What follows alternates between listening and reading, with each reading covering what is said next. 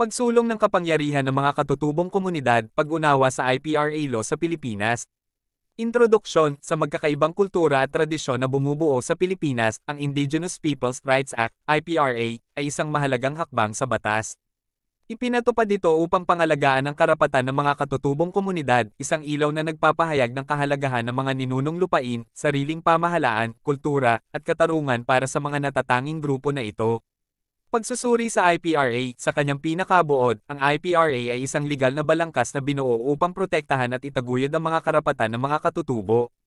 Kinikilala nito ang kasaysayan ng mga pag-aapi na naranasan ng mga komunidad na ito at layuning ituwid ang mga ito sa pamamagitan ng pagbibigay ng kontrol sa kanilang ninunong lupain. Ang pagkilala na ito ay nagbibigay ng kapangyarihan sa mga katutubo na pamahalaan ang kanilang sarili, nagtataguyod ng kanilang kultura, at nagtataguyod ng matatag na pag-unlad. Ninunong lupain, isa sa mga pangunahing probisyon ng IPRA ay ang pagkilala at pagtukoy ng mga ninunong lupain. Ito ay mga lugar na itinuturing ng mga katutubo bilang kanilang ninunong lupain kung saan sila ay naninirahan ng maraming henerasyon. Sinisiguro ng batas na may karapatan ng mga komunidad na ito na kontrolin, gamitin, at makinabang sa kanilang ninunong lupain na nagbibigay ng proteksyon laban sa pagsasamantala. Sariling pamahalaan, hindi lang tumitigil ang IPRA sa pagkilala ng mga ninunong lupain, ito rin ay nagbibigay ng kapangyarihan sa mga katutubo na magkaroon ng sariling sistema ng pamahalaan. Sa pagbibigay ng autonomiya na ito, pinapayagan ng batas ang mga grupong ito na lumikha ng sariling estruktura ng pamahalaan na nagbibigay daan sa pagpapalakas ng kanilang pagkakakilanlan. Integridad ng kultura, ang pangangalaga sa kultura ay pangunahing bahagi ng IPRA. Pinoprotektahan ng batas ang karapatan ng mga katutubo na praktisin at buhayin ang kanilang kultura, tradisyon, at kaugalian. Kasama dito ang pagbibigay ng proteksyon sa kanilang wika, sining, at mga gawain sa espiritual. Sa pamamagitan nito, pinaniniwalaan ng IPRA na mapanatili ang mayaman at makulay na kultura ng mga Pilipino.